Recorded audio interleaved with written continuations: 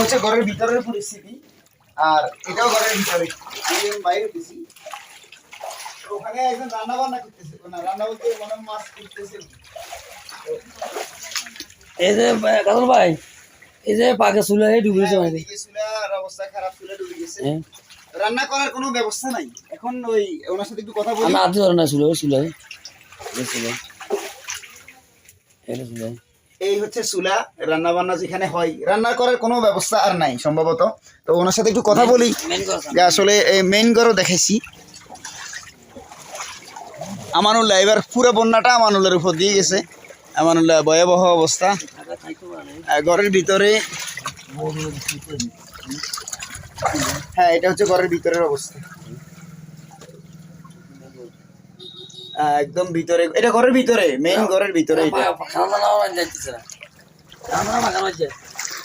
দিদি কি অবস্থা? আসলে এই অবস্থায় কি জিজ্ঞেস করবো আর কি উত্তর নেবো সেটাই তো বুঝতেছি না।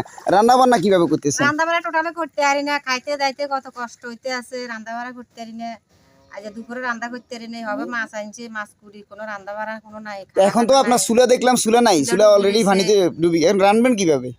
কিভাবে রান্ধবো এটা তো চিন্তা করতে আছে। এটা খুব মুশকিলের বিষয় আসলে। তো সকালে কি খেয়েছেন?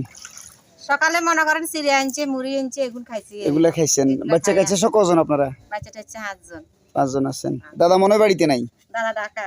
ঢাকা আছে। ও, তো এই হচ্ছে অবস্থা। মাছ তো কুটলেন, রান্না কিভাবে করবেন? আমরা রান্না কিভাবে করব এটা চিন্তা করতে আছি, তো রান্না কিভাবে করব। এই হচ্ছে আমানুল্লাহর কত নম্বর ওয়ার্ড? এটা 8 নম্বর ওয়ার্ড।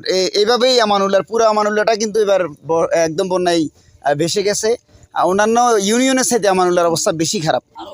আমরা অনেকগুলো জায়গাতে আমাদের যাওয়া হয়েছে, সবগুলোর মধ্যে আমানুল্লাহটাকেই বেশি আমরা লক্ষ্য করলাম যে তারা বেশি বিপর্যস্ত অবস্থায় আছে। যারা দেখছেন তারা চেষ্টা করবেন, যদি তাদের কিছু করার থাকে বা আরও যারা উপরের লেভেলে আছেন আপনারাও দেখেন, আমানুল্লাহকে আসলে বাঁচানো উচিত।